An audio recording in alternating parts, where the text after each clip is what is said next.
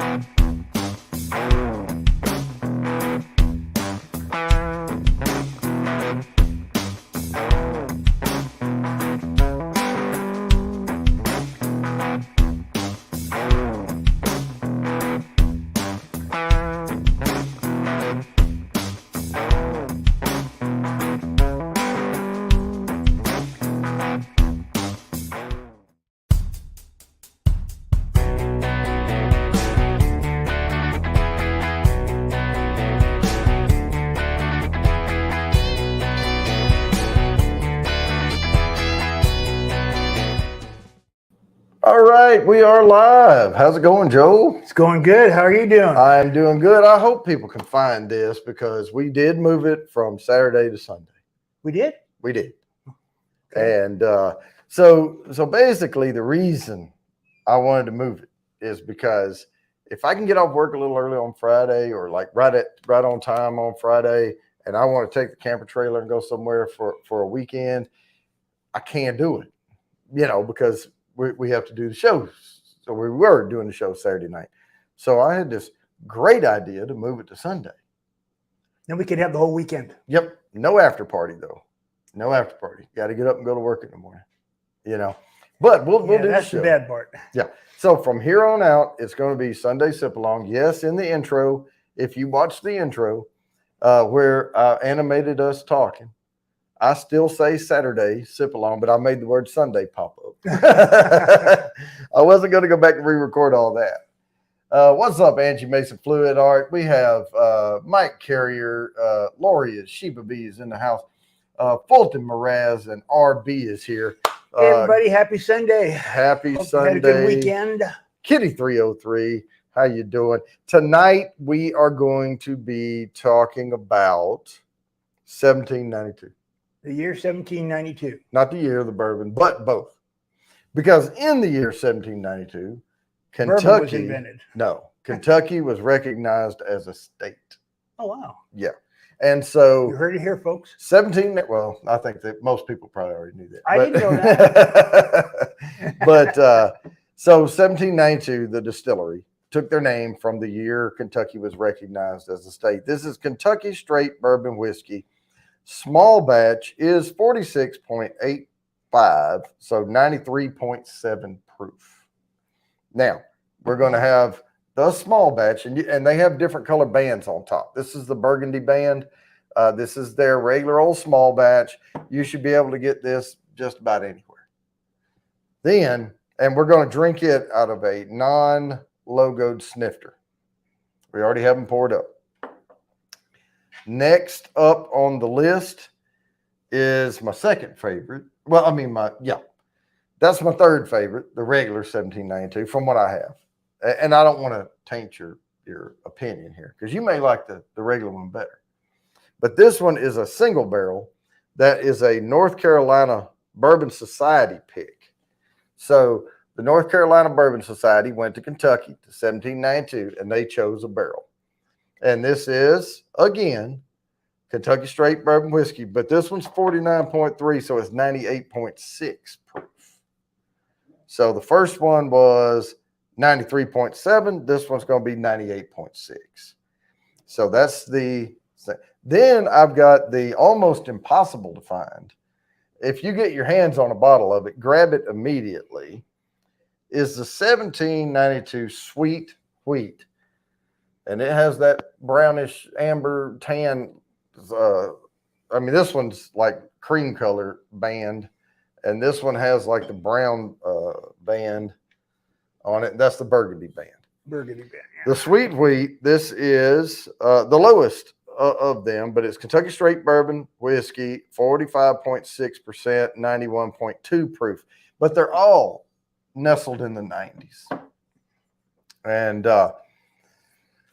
I can tell you when I first tried, and the Bourbon Society pick, we have it in a Bourbon Bounty logoed etched snifter. And the Sweet Wheat I put in Glencairn glasses. So I poured them up ahead of time.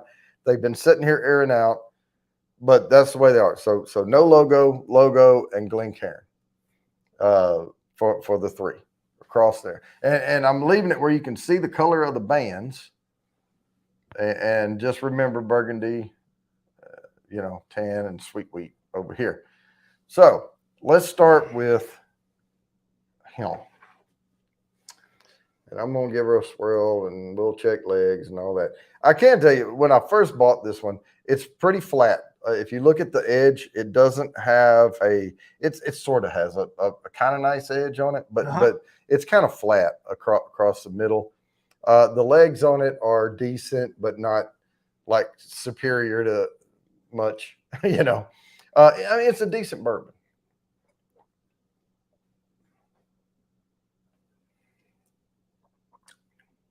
Apple? Oh yeah, apple. You're going to get vanilla, caramel, apple. Yeah. You're getting base bourbon notes, basically, is what you're getting out of the small batch. There's a few other little notes in there.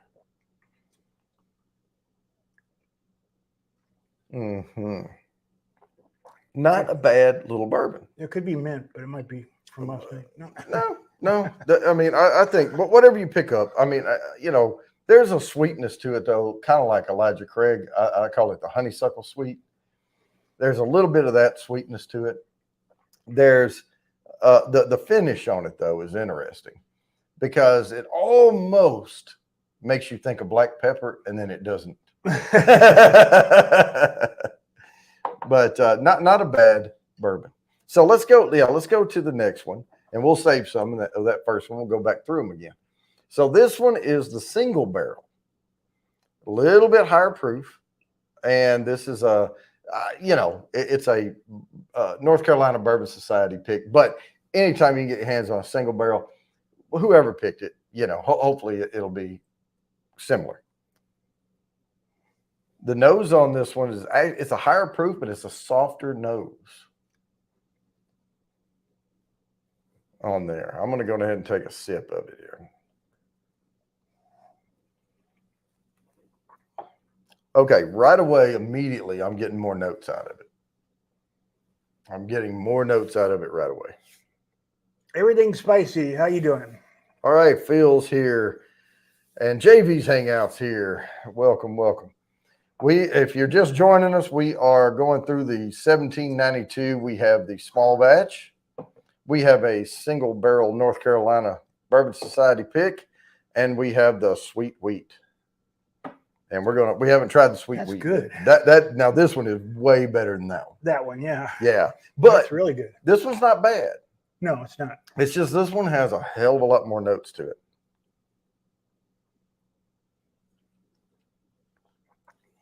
Oh yeah, I'm getting some much more like a wild honey note in there with it. I'm getting florals, in there, and I'm actually You said there was no pepper taste? no, this one has a little. It lends you more to the black pepper on the finish. Yeah, I got it. Yeah. So the first one makes you kind of think of black pepper, but then it doesn't really come through, and that one punches on. This one was really smooth going down. Oh, it is a fine, really good sipping bourbon. I'm not dogging 1792 small batch, but this one is better. The barrel. That would be good for a cigar, right? No, have kind of like another taste in your mouth. You just kind of sort of. It would need to be a really light cigar, or you would just overwhelm it. And I'm actually going to go back to it just for a little quick sip before we go to the sweet wheat.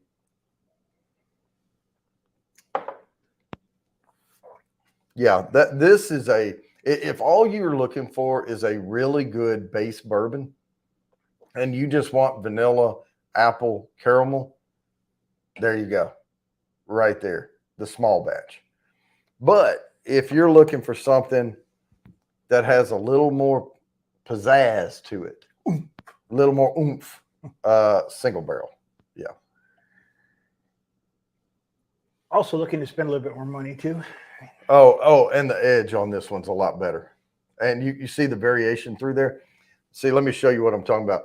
You see how flat in color that one is all the way through, and see the variation in that. It looks kind of marbled through there. This one is a better bourbon, the middle one. That's pretty cool. Yeah. So now the sweet wheat is really light in color. I tell you, it's the lightest color. But look at the edge on that thing. It is just, it's like razor glass. I mean, this is a good one. And the legs on it are pretty good. The sweet wheat is a coveted 1792 release, but it's extremely limited release. And right off the bat, this one has, I think, the strongest nose, the sweet wheat. Oh, and I'm picking up a little peppermint off the nose, a mint or peppermint on top of the other notes. Maybe a little cinnamon, on the nose.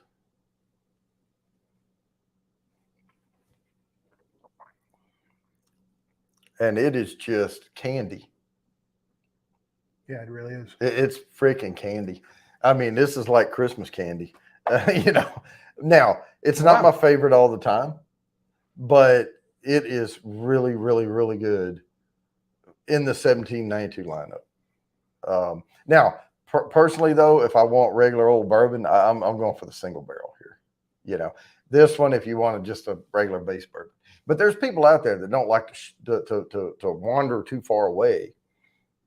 They don't like more notes. They like close to the base bourbons. And they appreciate something a little more than like 80 proof that just has vanilla and pretty much you can barely pick up some fruit. Well, this one's more prominent on the apple for sure. Yeah, definitely. But they're strong. It's to each their own.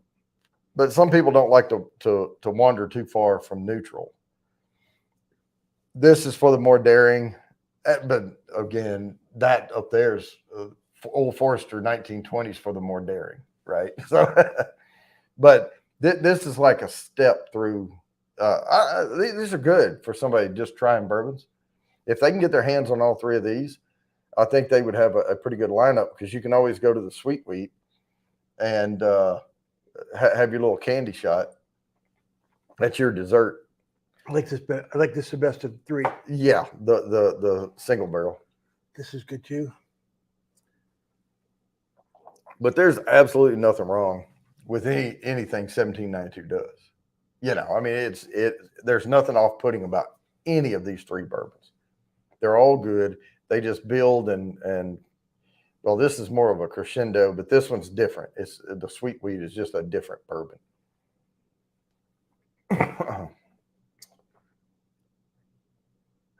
Good stuff. Yeah, and I had to, Mr. Great Shot, I had to search for these. Now, the North Carolina Bourbon Society, Chris Howell is the chair of the ABC.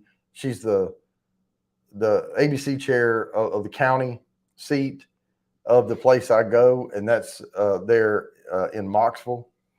So she had this on the shelf because she was a part of the pick. She helped pick it. Oh, wow. And so I was able to get it in Moxville at my honey hole. And that's also where I picked up the sweet wheat because, you know, I told her I was wanting a bottle and she sent me an email one time and said, you have 24 hours, come get it. So I did.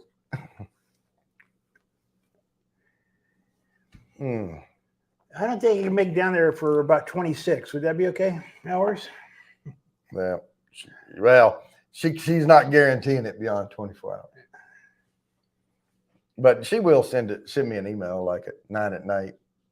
And so I have the all next day to make my way down there. So not bad. But the sweet wheat, honestly, this is like an appetizer. This is your main course, and this is dessert. Yeah, I said. Boy, that is just candy. That sweet wheat is just candy. It's good. Yeah, you're getting mint, you're getting cinnamon, you're getting, but you're getting that, and it's not too sweet. It's just sweet all over the same. Like you're not getting much savory out of it. And that's the perfect name for this one, an appetizer. Yeah. Yeah, because this one is good, but it makes you want a real more, more notes. Apple, strong apple. Other fruits.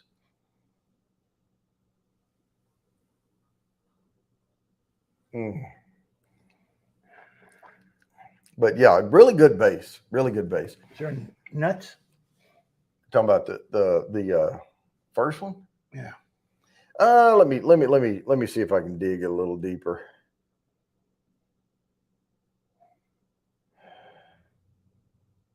I mean, of course, there is a slight nuttiness to it. It doesn't really come across on the palate. Just in those, yeah, okay. Maybe but there's nothing earthy there. There's no grassy notes. There's no, if there's a nut in it, it's probably like almond. It's real faint. It's real light. Now that you mentioned nuttiness, let me go back to the single barrel. The single barrel has more of a floral nose right off the bat, but it also has less, even though it's higher proof, less of an ethanol kick in your nose. That one, I'm picking up a wild honey on the nose on that one a little bit, some florals, and a little hint of a wood note, oak note, to it.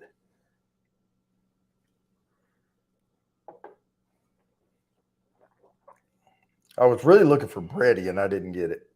I was hoping to get something like a pretzel or something. And I have some bourbons that are pronounced like a warm pretzel. A couple weeks ago we did one, didn't we? Yeah. And those are really good when you can find them. And some of that's a combination of the wood play and the malted barley and things like that, and wheat, of course, that's in there.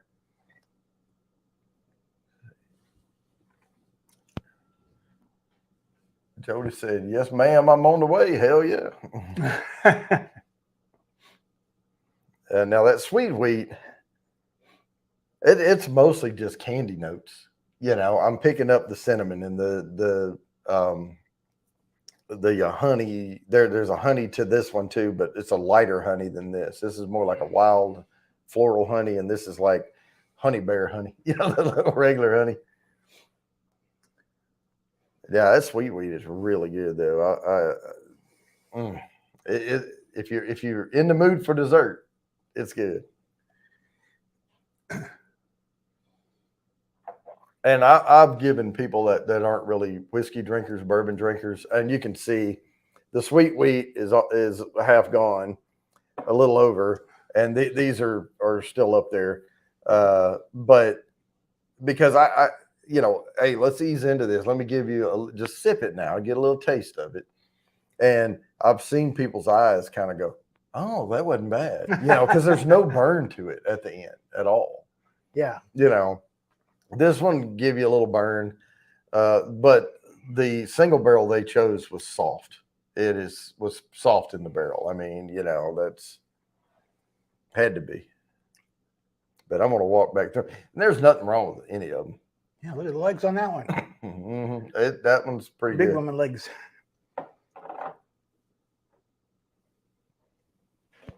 But you're not going to get, that's not bad at all. This is apple. Yeah. The dominant flavor in that small batch is apple. I mean, and then there's other, a few more notes behind it, but apple is the big note that you get. But if you're looking for, I mean, I haven't had the foolproof. I really want to try 1792 foolproof because really I don't know what 1792 is all about because I haven't had their foolproof yet. And when you try a base bourbon of a brand and then you try their cask strength, the cask strength, it's like the Smoke Wagon Uncut Unfiltered. That's what they're all about. That's your cigar notes coming out in there. The molasses and the oak and the nutmeg or allspice on the finish and leather and all of that. And then you can step back down and you can pick up some good notes out of it. But it's hard to tell because I haven't had the foolproof. And I really would like to try it so I can get that in my head. And then looking in reverse, what I would be able to do is go, oh, damn, I can see what that built off of from let's say the single barrel. Because typically if you're getting a cask strength, so they can blend barrels as long as they don't cut them down with water. I mean, they could blend 3 barrels of the same mash together and call it cask strength as long as they didn't add any water to it. But typically, cask strengths are closer. They're more likely to be single barrels.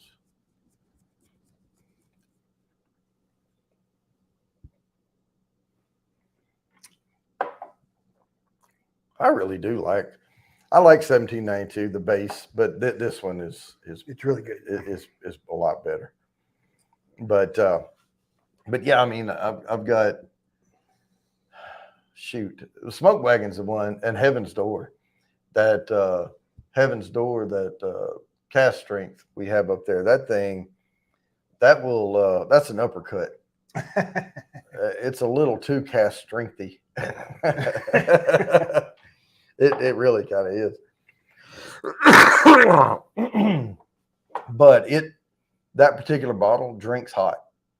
And I've had 95, 100 proof bourbons that drink above their proof.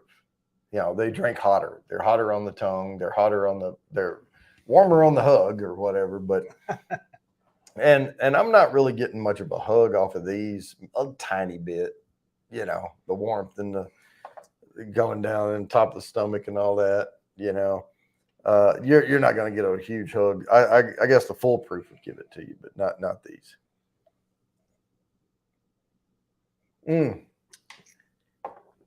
I am hiring a co-host for my Thursday shows. And I'm looking at a couple of folks. I'm trying to decide who I want to go with. And I may do it on like hey, I'll give you a few weeks and see how it goes. And if we don't mesh or whatever, I may cancel that and go with somebody else or something. But I've had a couple of people that have broadcast experience. And I'm paying per show. And I'm paying every 2 weeks. So it's only $18 per show, $36 every 2 weeks, cash exchange. Think of it like, hey, do you want to mow my yard, type thing, or here, watch my kids while I go out to eat, and here, I'll hand you the money, right? So I'm not going to, in other words, I'm not going to be filing taxes with it and all that, holding it off and all that type of stuff. Too small scale for that. But but no, they'll get the $36, Venmo, whatever, we decide on. But yeah, I'm trying to decide who I'm going to go with, but I'm pretty excited about it because it'll add a little.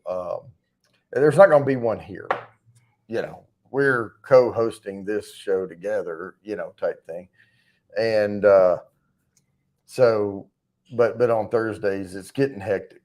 I'm trying to keep up with, and the show is growing, and I'm trying to keep up with all the entries, and I'm trying to. I mean, that's a lot of work. That's a lot of freaking work.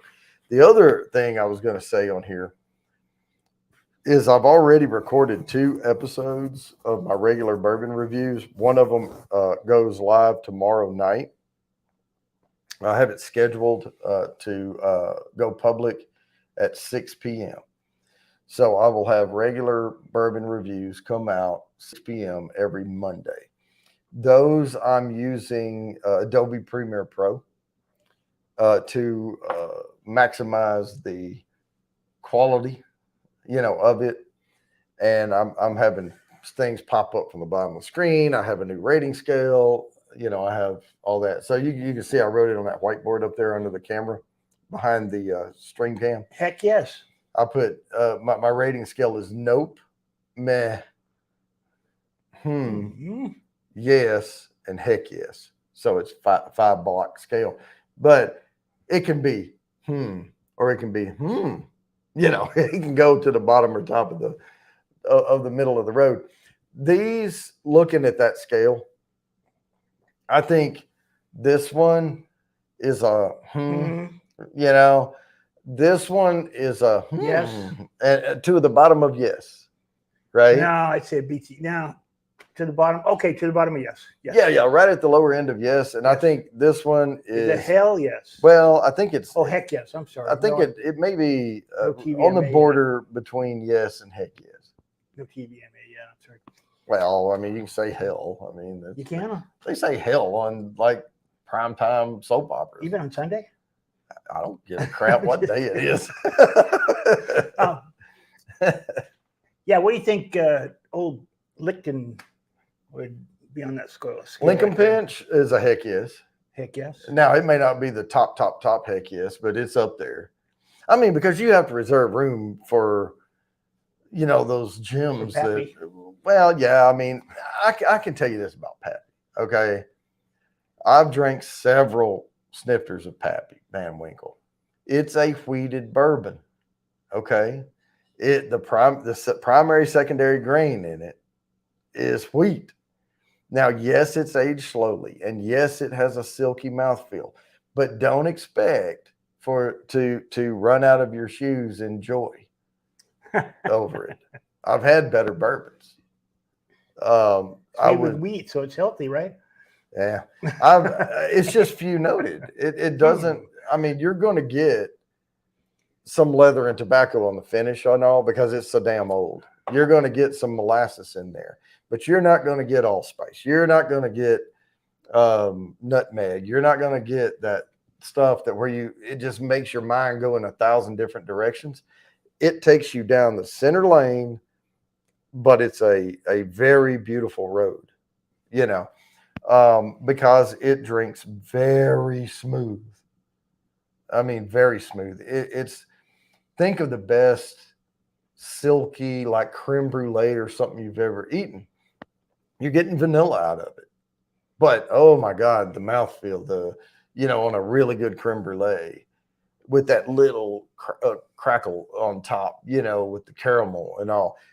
That's kind of the Pappy 23 is like the best freaking creme brulee dessert you've ever had, but it's not going to be some 7-layer cheesecake or something, Yeah, what if you just want a bowl of vanilla ice cream? Yeah, I mean, but yeah, this right here. Well, okay, yeah, this is like the regular old vanilla ice cream you get out of the store, and then Pappy's is like a boutique gourmet house-made vanilla with real vanilla bean and all that stuff, right? And very creamy, putting extra cream in it and stuff. I mean, it is silky and it's smooth and it's really good. But to be quite honest with you, I preferred CYPB over Pappy 23. And it's Weller CYPB. The Antique 107's all right, but I wouldn't buy it for what people want. Sounds like a radio station. Oh, Weller Antique 107. Yeah. They play old music. Yeah, we play antique music. but yeah, I mean, I preferred the CYPB, but when you look up CYPB, it's over $1,000, for the bottle. But Pappies are way on up there. I did see a bottle of Old Rip in the store and in a liquor store, and I'm like, "Oh, you were with me?" And she said, "I have some Pappy," and I said, "Really?" And she goes, "Yeah, it's right up there." And I said, "That's not Pappy. That's Old Rip Van Winkle. It was a 10-year." I said, "Well, how much you want for that?" And she wanted over $1,000. I said, "Hell no." Pappy Van Winkle, if it's, I know it's super allocated and it's a rare find, but if you can find it for MSRP, it's under $300. It's $280 something, like $289.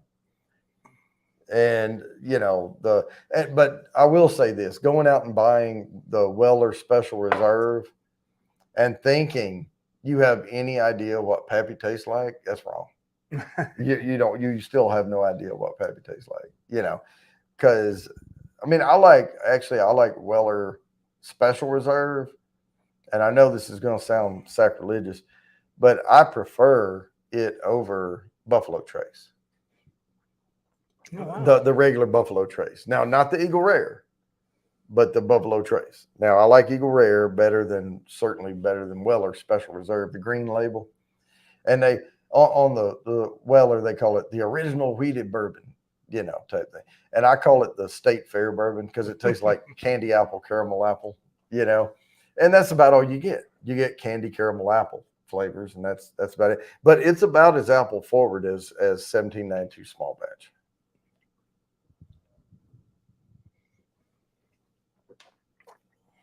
I hope we're coming through all right. Can you hear us? We went back to the lavaliers, and each of us has a transmitter, so that no matter what we're doing, if I turn around, you can still hear me the same. Because I went back and watched a Thursday show, and I'm like, damn, I'm not coming through as loud as everyone else. How can you win anything if you can't hear them? Yeah, but I was wondering about that because I would have the mic sitting right here in front of me, and I was talking on a couple of shows, and I would try to say something, and people would just keep right on talking, and another person would start talking, and I'm like, "Can y'all hear me?" And I would lean down there like, "Oh yeah, we can hear you. What's up?" And then they would get quiet, and I could speak. So I'm going back to the lavalier because we need to come through clear, Yes, we do. And yeah. Thank you, Mike. Yeah, thanks. Yeah. But yeah, that happened to me when I was up on panel with 21090 last week, and I was up there with a few others, and the people that have their like Blue Yetis or whatever right here, you can't. It's impossible not to hear them, So, boom, and yeah, I wanted to make sure that we were coming through right.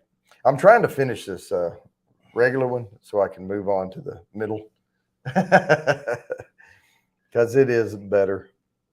Oh yeah, it's similar, but it has way more notes to it.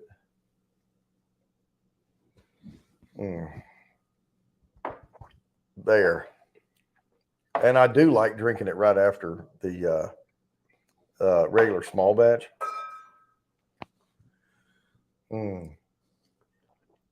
Oh yeah. Because it's the same bass undertone, and then you get this explosion of other notes. So yeah, it's really, really good. But yeah, we're going to keep this show to no more than an hour. If anybody wants to do an after party, but other people go live on Sunday nights. I think there was, I'm not sure what Jimmy and Travis is doing with Groovy Lava Squirrels Lives or whatever, but that's why I backed it up to 6 o'clock. No matter where you live, usually, I mean, not everybody, but usually people are off on Sundays. So let's get our live out of the way, try to maximize the time slot, and then people go live later, and we're not crossing the streams. We're warming everybody up. That's right. We're the appetizer. Yes, definitely. So you see the message of scent where 2 bottles and tasted like watermelon. Oh no, I did not see that. I did not see that. So you have you mixed them yet though, Lori? Yeah, let me highlight this because yeah, we did the bourbon blends, and we had the Elijah Craig small batch and the Larceny, very small batch, and I think it says very small batch on there or something like that. Anyway, it's the regular Elijah Craig and regular Larceny, and we mixed them half and half, and we had that watermelon flavor come through. So Lori got some of them. Hopefully, yeah, we mixed them 50-50, half and half. Yep.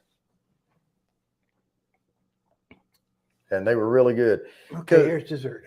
Well, the reason I wanted to do that is because Elijah Craig, I think, is a little too sweet and Larceny's dry. And I just wanted to see what it would be like. It's sort of like mixing sweet tea. If a restaurant has too sweet of sweet tea, you get a half and half on sweet and unsweet.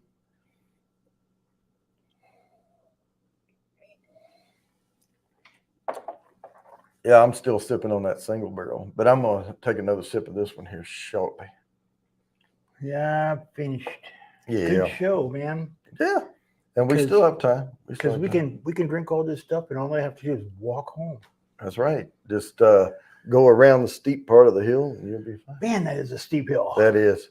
Jeez. And that's the one that when it has snow on it, it feels slippery even steep. Yeah, it feels even steeper. But it was hard to tell how steep it was when it had the snow because you didn't get the contrast. You know, everything's just glowing white and it just looks like but that is pretty steep hill. And all you got to do is walk right around it. But the reason that hill's so steep is that electrical pole's there. So they built the mound up way around the electrical pole so that it would have a foundation to hold it up in. Because otherwise that was sloping gradual all the way down. And so what they did was they just pushed that dirt up there and built a nice knoll for that pole to go in. And it works because you get right up around that pole and you can walk around it on flat ground. Right. Yeah. Yeah. And then a few weeks ago, we had a tree cut down there. We didn't. Sounded like an earthquake when the biggest piece of the tree hit the ground, man. Boom. Yeah, I felt. Shook both our houses. I felt earth tremors up, and we were standing on the concrete. And you could feel and we were on, this is just solid concrete we're standing on, and you could feel the wave, the shock wave go through. If it would have been much harder, it would have busted the concrete. Felt like home. Yeah. Going back California, the land of earthquakes. Yeah. Well, I experienced more earthquakes, but not anything big in Japan than California. But California gets them quite regular. But we would get earthquakes more than once a week, tremors from Mount Fuji.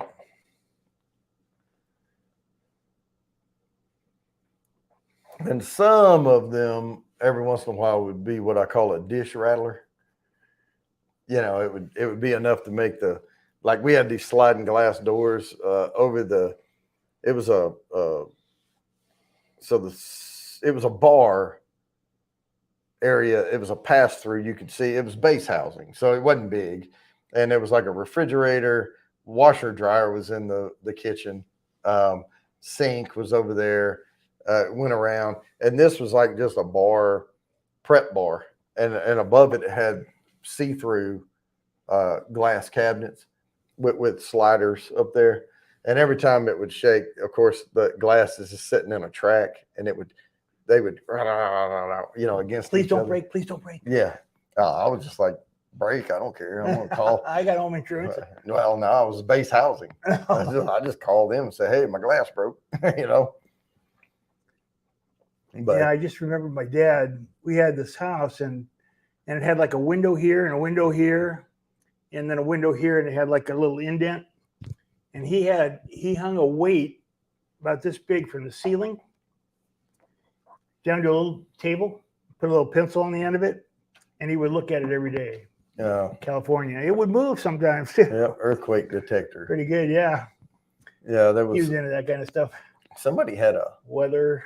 what was wind. that? They put a gosh, I can't remember what it was now. Somebody had something stuck to their wall, and it was like a bar or something came out and it had something dangling off the end, and it said earthquake detector. It said if it's moving, we're having an earthquake or something like that. But yeah, they had this. They have these weather things in Maine. It's a little piece of wood stuck in a board, and you screw it to the wall on the outside. And when the humidity level's down or when it's up and all that, but it curls down.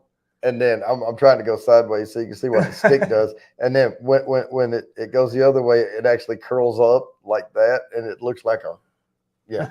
And they were doing a thing on the news about the little thing and said, "Oh, they actually work." And she's like, "And when it's all the way up, then it's this and that." And the guy in the studio, he goes, "How was that again?" It's like.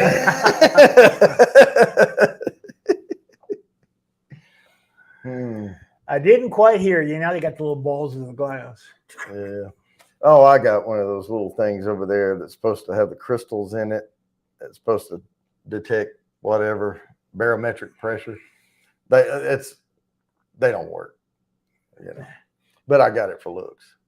Looks good. Yeah, it just looks like crystals in water,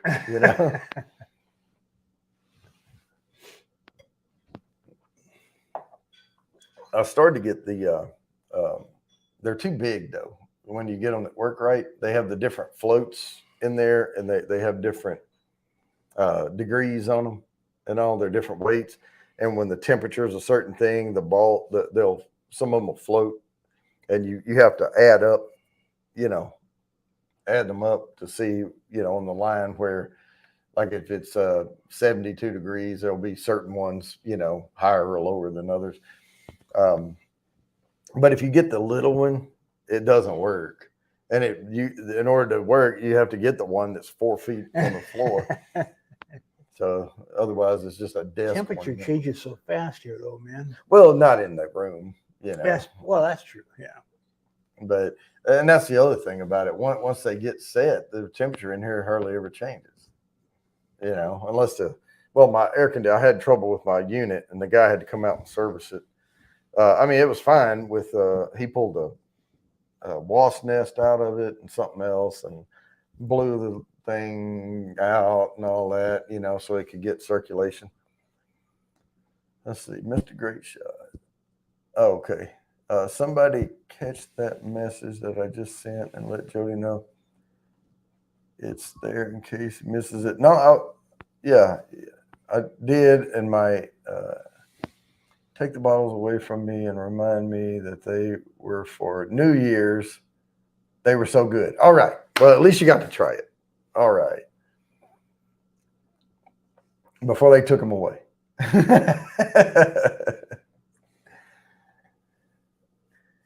Yeah.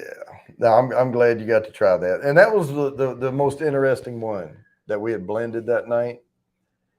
And it was the cheapest one to get. It's very affordable because you don't have to get 750 milliliter bottles. They sell those in smaller bottles, the Elijah Craig and the Larceny both.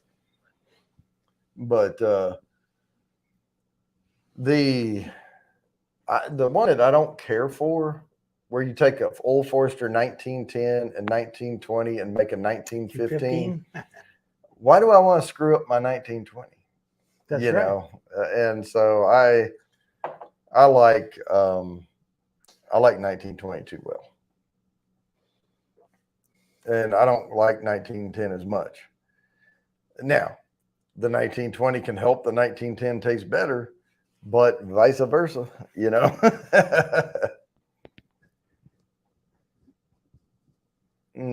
Yeah, why don't you mix the 1920 with the 1920? Would that be 1940? No, it would be a 1920. Good 1920. It'd be a double bottle of 1920. Give me a double. A big Magnum bottle.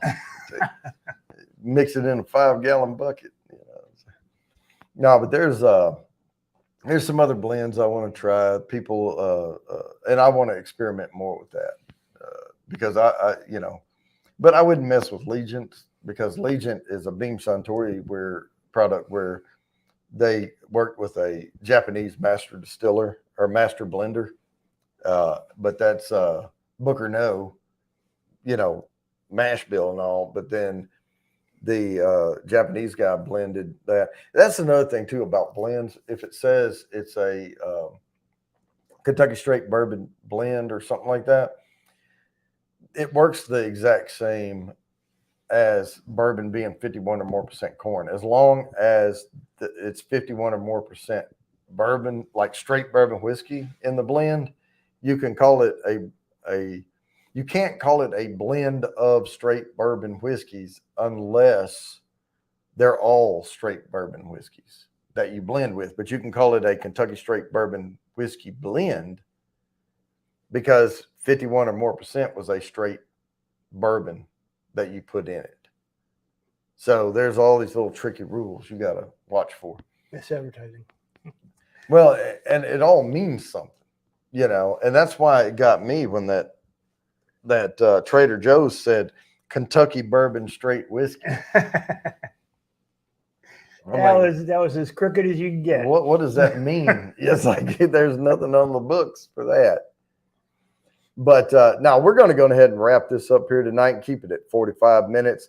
I think we're running out of topic, but it's been fun, guys. I'm glad. Thanks for joining in, and we're going to go ahead and wrap this up at y'all. Hope everybody has a great week ahead, and we'll see you next week. Yep, we sure will. All right.